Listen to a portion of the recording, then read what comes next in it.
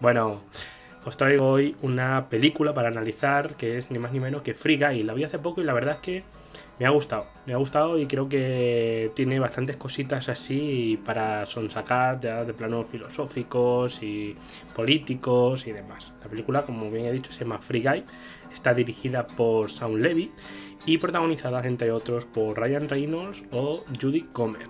La trama, ¿de qué va? ¿De qué trata la película? Bueno, pues este es Ryan Reynolds, digamos, es como uno de los personajes protagonistas y vive en una ciudad que se llama Free City.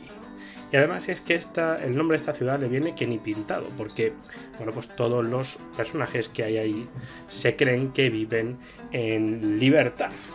Digamos, el personaje de Ryan Reynolds trabaja en un banco y tiene como una vida muy monótona y muy normal, ajustada a unos hábitos muy estrictos. Se levanta por la mañana, se toma sus cereales, baja a la tienda de abajo de cafés, pide siempre el mismo café y luego pues se va al banco a trabajar y día tras día tras día atracan ese mismo banco una y otra vez.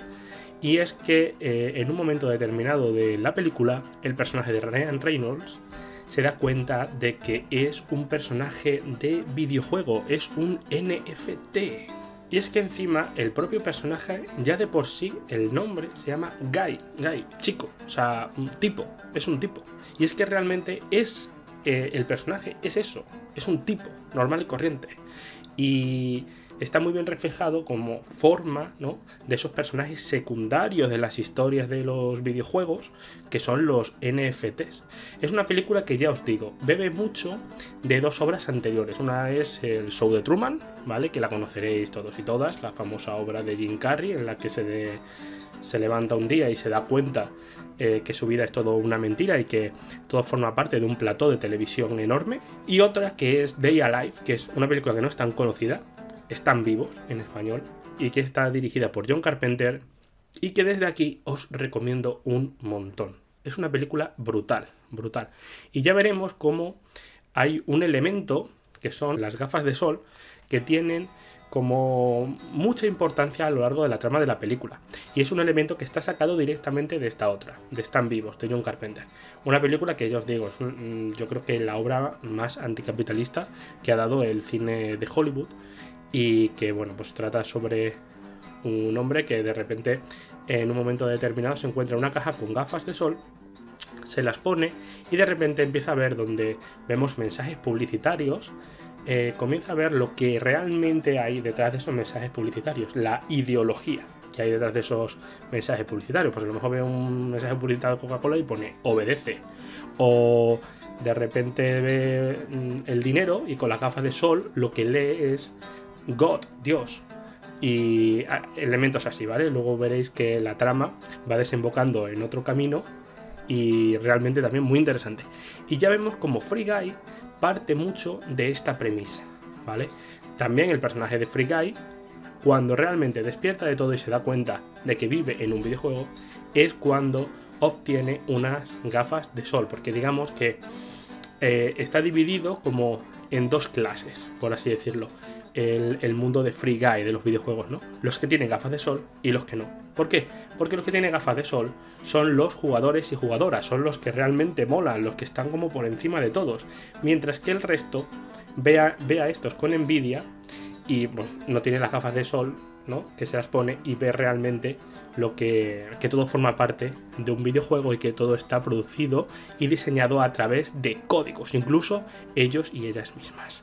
Bueno, y esta trama, además, la trama de Guy, se solapa con otra en lo que digamos es el mundo real, y es que el personaje de Jodie Comer, que la conoceréis por la actriz de Killing Eve, una serie que es brutal, y también otro personaje que es uno que aparece en Stranger Things. Digamos que ellos tienen como una trama paralela en la que él trabaja en una empresa de desarrollo de videojuegos que, bueno, pues han tenido toda una trama en el pasado en el que esa empresa, cuyo director empresarial es Taika Waititi, la verdad es que hace un papelón en esta película, muy gracioso, y digamos que Taika Waititi les robó la idea de un videojuego anterior que ellos crearon, donde, bueno, pues era un videojuego que iba a ser como un videojuego muy revolucionario, pero que realmente pues no tenía contenido de violencia, de acción ni nada de eso, ¿vale? Él le robó la idea y la plasmó en esta Free City, ¿vale? Que es pues un mundo abierto donde pueden interaccionar unos jugadores con otros. Es un juego online, por así decirlo. Porque el cometido que tiene el personaje de Jodie Comer es conseguir demostrar que su código, que el código que ellos utilizaron en el pasado para su videojuego, está dentro del código de Free City, para así poder demandar a la empresa y conseguir pues lo que es su trabajo y sus derechos. Y es así como además nace el personaje de Guy, que es un tipo que se cuestiona, realmente funciona como una inteligencia artificial y es como un elemento muy revolucionario dentro del mundo de los videojuegos y de las inteligencias artificiales en sí, porque nunca se había creado una inteligencia artificial que se desarrolla por sí misma. Y es lo que realmente produce como un problema dentro del mundo de los NFT, porque resulta que este tipo empieza a comportarse como un chico, un buen chico. Y esto es realmente importante, porque resulta que Guy es un problema para este videojuego y para la empresa de videojuegos en sí. Pero esto es solamente la trama. Ahora vamos a desgranar qué hay detrás de esa trama, porque esta película habla de muchas cosas. Tengo que decir que es una película que como elemento que refleja la cultura pop actual está muy bien. Aquí Ryan Reynolds está como muy lúcido, o sea, es realmente como muy parecido a lo que hizo en Deadpool anteriormente. Y está muy bien reflejada, o sea, es una película que de repente pues te encuentras guiños a Star Wars, a los Vengadores, a pues todo el tema de videojuegos y actos que se producen en los videojuegos, y bueno, pues eso se emplea también como en clave de humor y funciona bastante guay. Pero luego tiene otros temas, como es por ejemplo el determinismo y el anticapitalismo también, que trata la película. Vamos a hablar por ejemplo primero del determinismo, ¿vale? Digamos que el personaje de Guy pasa por 3 etapas a lo largo de la película, ¿no? Primero está como una etapa del libre albedrío, de ceguera absoluta, por así decirlo, ¿vale? Él primero no es consciente de absolutamente nada, tiene una vida absolutamente rutinaria y ya está.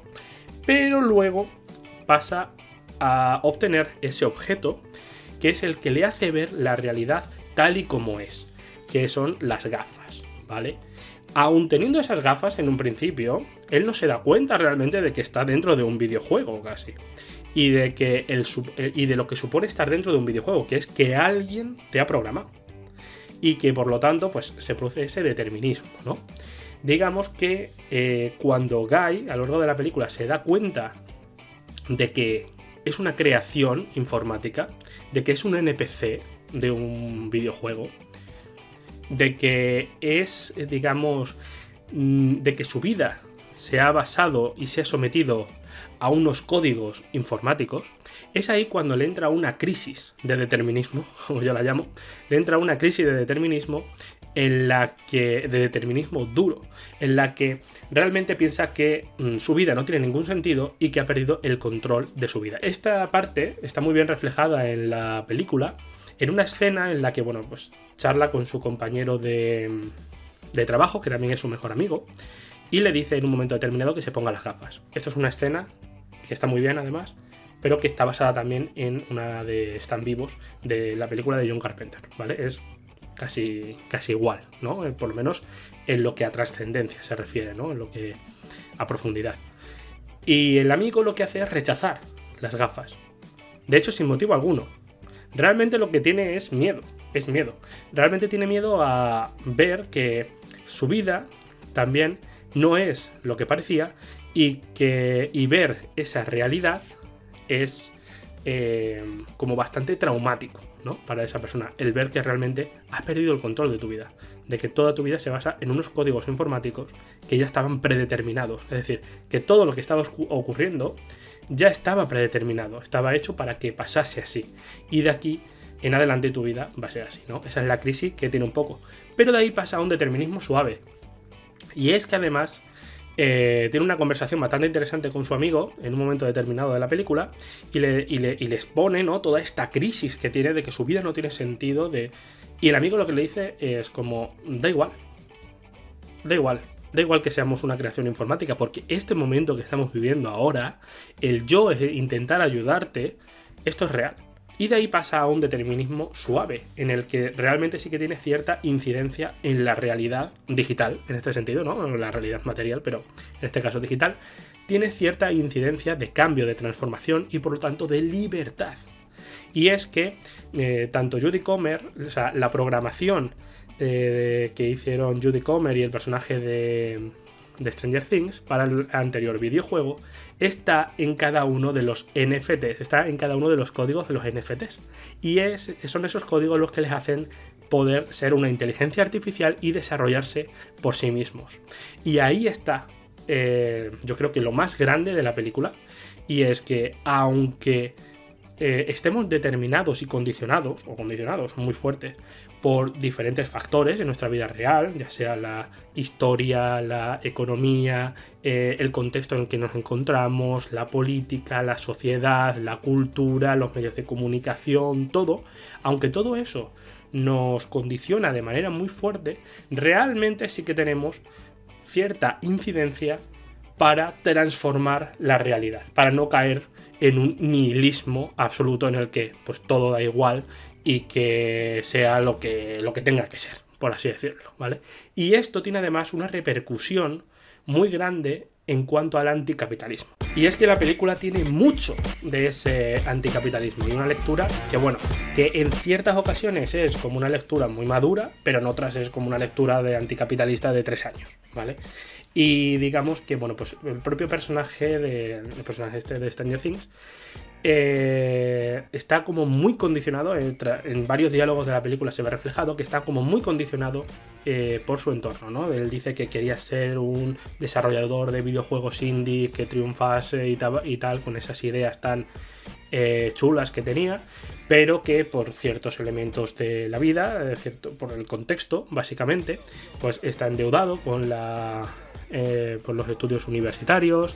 Se ve también que le han robado la idea y que la están implementando justo en la empresa en la que tiene que trabajar sí o sí para poder ganarse la vida, porque si no se ve en la calle y se muere del asco, básicamente. Y como un poco, ¿no? Pues todo ese contexto, todos esos elementos del contexto le están condicionando para que se vea en la situación en la que se encuentra actualmente. Y es que otra de las críticas que tiene también al capitalismo esta película es la idea de la competencia, ¿no? En el libre mercado, digamos que existe una competencia leal entre unas empresas y otras, y lo que se ve aquí es que no. Es que la empresa grande, o sea, el pez grande se come siempre al pez pequeño. Y aquí tenemos justo el ejemplo, o sea, la empresa, la gran empresa de videojuegos en la que trabaja él es la que le ha robado las ideas de su videojuego indie. Otro de los elementos es el trato hacia los trabajadores, muy interesante, ¿no? Como desde un tiempo a esta parte se viene hablando desde los departamentos de recursos humanos, ¿no? Para generar más productividad incluso en los trabajadores y trabajadoras, el buen trato hacia estos, ¿no? El respetar sus momentos de descanso y de cómo así se acaba con la explotación de los trabajadores y es todo una patraña, ¿no? Pero es como, bueno, mira, no, si es que aquí respetamos el descanso de los trabajadores y trabajadoras, ¿no? Aquí en Google, mira, les ponemos una mesa de billar y allí pueden jugar a esto, y allí pueden jugar a lo otro. Pero realmente lo que se esconde detrás de todo eso son unas prácticas de explotación absoluta. O sea, te siguen explotando igual. Porque los beneficios que tú estás generando se los está llevando no la empresa en sí siquiera, ni otros trabajadores, sino los propios jefes, ¿no? Los propios mandatarios de esas empresas.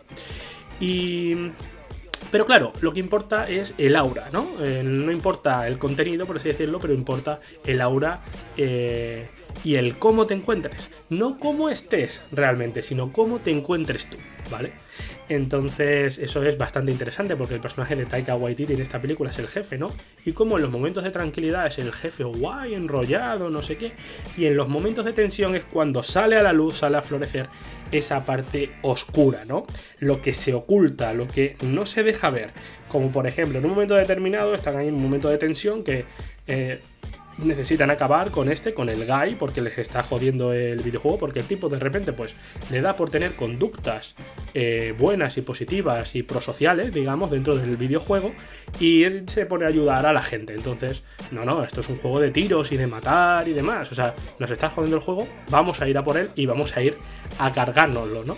Entonces el director tiene como una conversación con uno de los trabajadores y le dice, vale, no, mira, vamos a hacer una cosa, vamos a inventarnos una expresión común. ¿Por qué? Porque tú y yo no somos jefe y trabajador, tú y yo somos colegas. Venga, 1, 2 y 3, ponte a trabajar.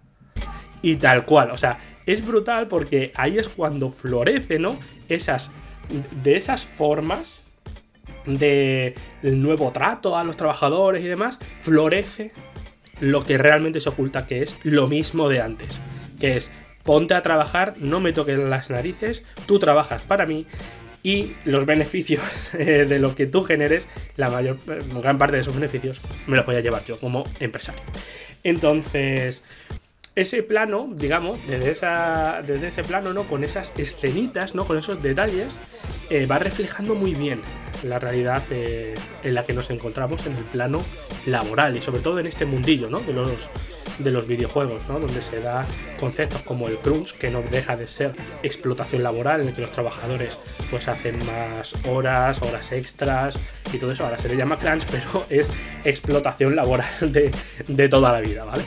Pero bueno, pues son términos más modernos. Otro de los elementos de los que trata la película es el tema de la colectividad, de cómo se resuelven los problemas y son en colectividad, ¿vale? Digamos que el personaje de Guy se da cuenta de que la incidencia en la realidad de una única persona, o sea, de él, realmente no cambia prácticamente nada. Tiene que ser la colectividad, tiene que ser el conjunto de gente los que se unan para transformar esa realidad. Y se produce en la película porque se produce una huelga de NFTs. O sea, parece así como muy, muy curioso, pero de repente te metes en un videojuego y no hay NFTs. Se han puesto todos en huelga. Y realmente son NFTs que te dicen, yo no voy a dejar que me pisen, pero tampoco voy a pisar a los demás, ¿no? Digamos que quieren crear un mundo nuevo y bueno, pues ahí hay un choque, ¿no? Una crítica entre los videojuegos de violencia y demás, ¿no? Porque digamos que estos videojuegos reflejan la realidad, ¿no? Y la realidad que queremos, la mayoría, es que pues no tengan que existir, o sea, no tengan que haber violencia, o no tengamos que sufrir violencia las personas dentro de lo que es nuestra comunidad. Entonces lo que deciden es crear la comunidad, ¿no? Que se ajusta más a la idea del primer videojuego ideado por Jodie Comer y el personaje de Stranger Things. Y al final de la película, bueno, pues crean ese nuevo mundo en el que realmente no hay violencia. Y no hay violencia de ningún tipo. O sea, es que no hay, digamos, ni bancos, porque hay una escena en la que se encuentran el personaje de Ryan Reynolds y su compañero en un momento determinado al final de la película, y este le dice, bueno, me tengo que ir a trabajar. Y dice, no, si aquí, como ellos trabajaban en un banco, dice, no, si aquí no hay bancos. Entonces, como esas luchas, ¿no? Digamos que aquí te une todo.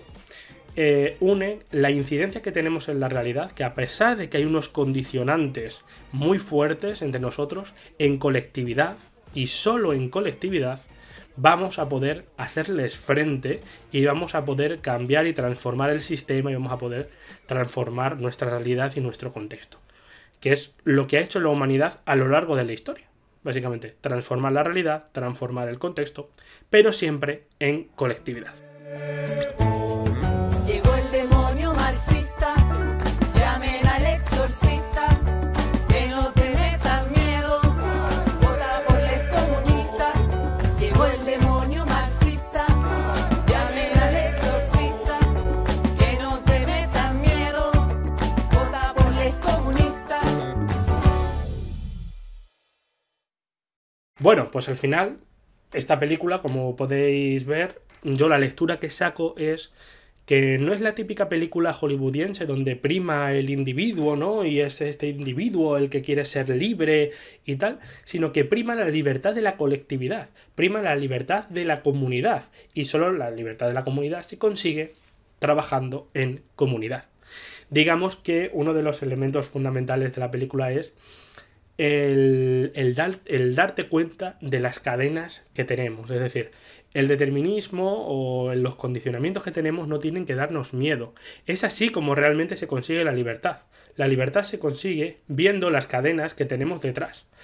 Que son las cadenas que, digamos, nos impiden seguir un poco adelante o conseguir las cosas que queremos conseguir de manera colectiva.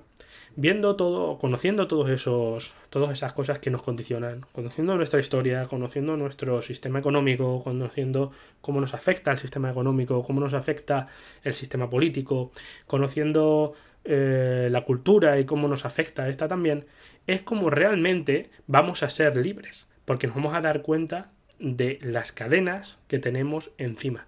A mucha gente esto le produce miedo.